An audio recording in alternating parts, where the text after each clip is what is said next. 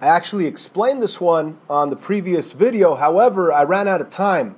So the only thing that I really explained was that this is in vertex form, so you could see the vertex, which is really your h and k value, okay?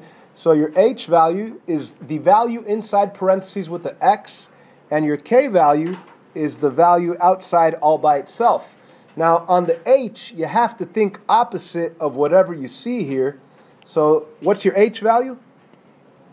Positive 1, okay? Now for the k value, you take it for what it is. What's the k value? Positive 1. So 1, 1 is your vertex. That's the most important point of any parabola, the vertex. It's either your highest point or your lowest point, depending on whether it opens up or down. It's the maximum or minimum, depending on whether it opens up or down.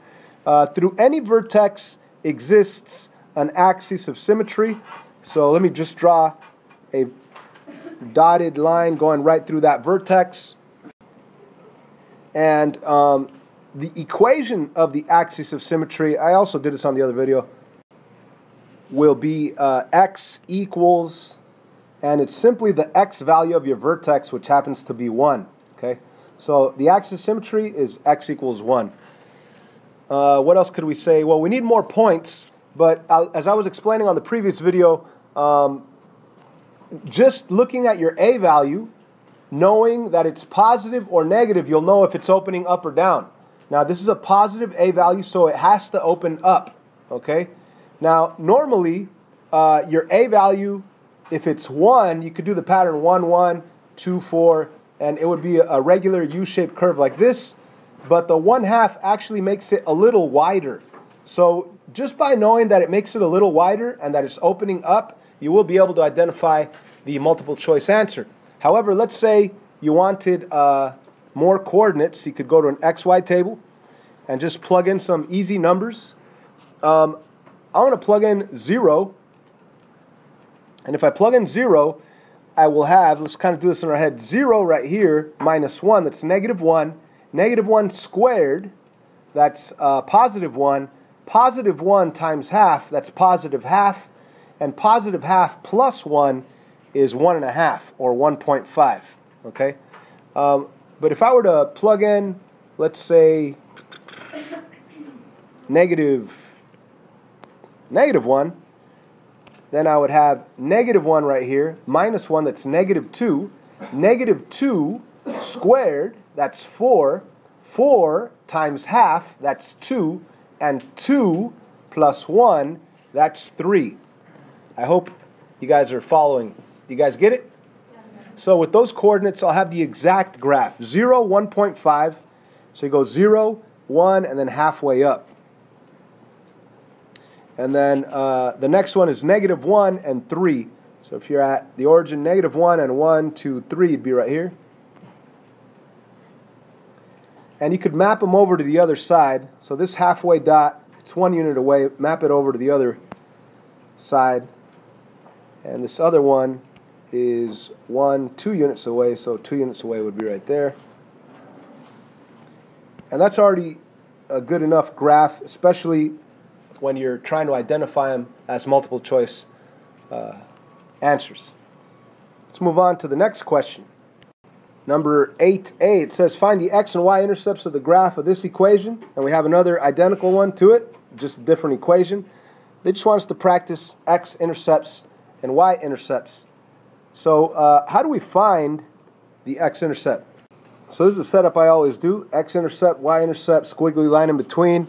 And to find the x-intercept, we set y equal to 0. And we solve. So we're going to take y and make it 0. So this y is going to become 0.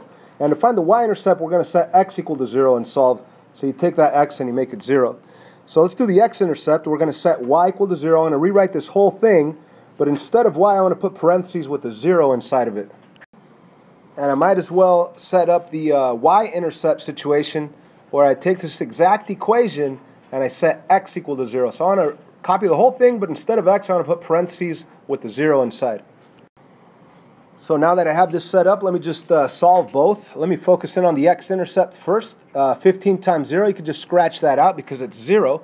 So you really have the equation 17x equals 13. So what do you do to get rid of that 17? Divide by 17, divide by 17, and this is your x-intercept of 13/17. Okay? And now for the other one, let's cancel out the 17 times 0, that's just 0.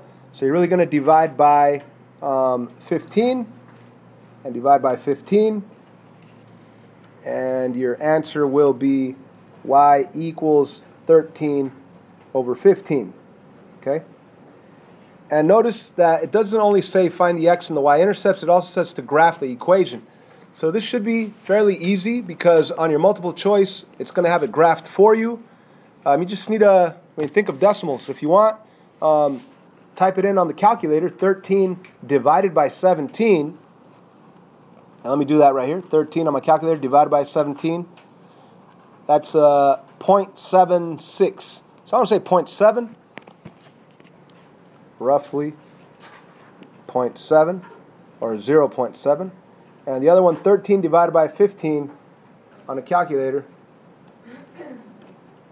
is 0.86, 0.87. So it's roughly 0.87. Now, what does that look like on an XY plane? On your x-axis, 1, 2, 3, 1, 2, 3, 1, 2, 3, 1, 2, 3. That's ugly. Sorry, but what you're going to see is that your x-intercept is going to be at 0.7 on the x. So that's not quite to 1, right? And the other one's also close to 1, but it's on the y. It's 0.87. And when you check those or connect those dots, you have that line, and that's the graph of your equation. So don't be scared with the decimals or the fractions. Just do them on your calculator, get decimal approximations. So like if this would have been a 5.87, then you would go all the way to 5, almost 6, right? If it was a 5.87. So just keep that in mind. The decimals, nothing to be scared of. Just go that much further and find that value on the x and the y-intercepts, x and y axes. So we did 8A. I'll let you guys try 8B on your own. Number 9, it says find the slope. We should all remember how to find slope. How do we find slope? Formula. What's the formula? There's the formula right there. M equals y2 minus y1 over x2 minus x1. You're probably wondering why I use different colors here. I always like to start out with the division and the subtractions, and then identify my x1, x2, y1, and y2 from up here, and then plug them in with a different color. So again, this first one is your x value and your y value, and this is also an x and a y. So the only way to tell the difference is to label the first point x1, y1, and the second point x2, y2. So now that you know what's x2 and x1 and y2 and y1, now you can actually plug it into the formula. So watch this. Again, I start with the division and the subtractions, and then I plug in my values. So my y2 value happens to be negative 8.5. My y1 value happens to be 13.5.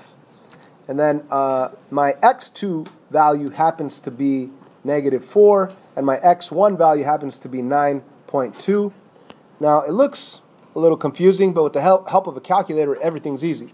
So 18.5 take away, or 8.5, doing it on the calculator here as we speak, minus 13.5, that's 22, yes?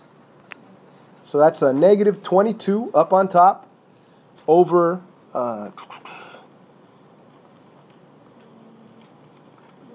negative 13.2.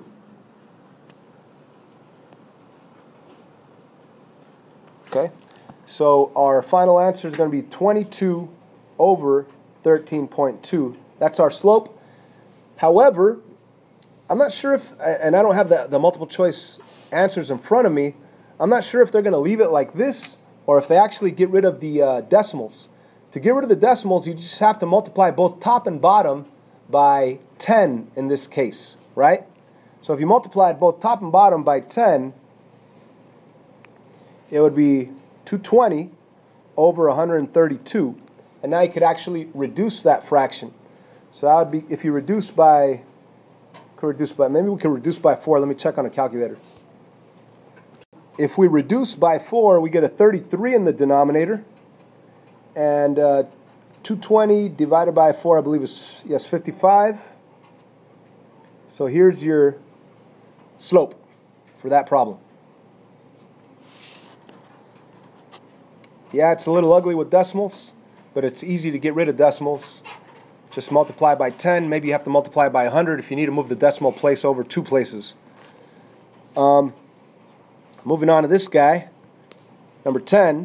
It says write an equation in slope-intercept form. Stop right there. What is slope-intercept form? Thank you.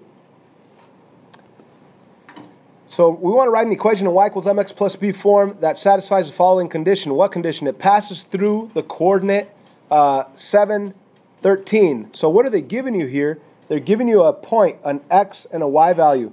We're going to use that later. And then we also need to understand what parallel means. So if they tell you that it's parallel to the line that passes through these 2 points. What does parallel mean, first of all? Same what? Same slope. Thank you very much. We need to know this. If you don't, here it is. Parallel means same slope. Now, the thing is, could I just look at this and see the slope? No, but could I look at those 2 points and find the slope? Yeah, using the slope formula again. So let's go through and find the slope of this line. So I'm going to put my division, my subtractions. It's y2 minus y1. So y2 is 15. y1 is negative 8. x2 is 35. And x1 is 10. And of course we're going to go plus plus on the top. So 15 plus 8 is 23. 23 over 25. 23 over 25. So that's our slope. Okay? So they want us to find an equation that in slope-intercept form that passes through these points and that's parallel to this guy, which indirectly they're telling you the slope of your line.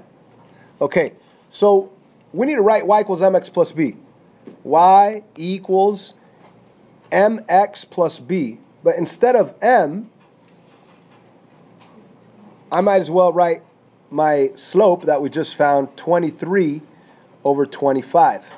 Okay, so all I need is this b value right here. If only I knew the b value. If only I knew the y-intercept value. Problem is I don't know the y-intercept value. They don't tell me that it crosses at a certain value at y. What do they tell me? They give me an x and y value. So I want to take this x value right here, and I'm going to plug it in right there, and I'm going to take this y value, plug it in right there. And what's that going to do? It's going to produce an equation that has no letters except for b, which means I'll be able to solve for b. Does that make sense? So I want to rewrite this equation, but instead of y, what am I going to write? 13 equals 23 over 25 times x. What's x? 7 times 7, and then plus b at the very end.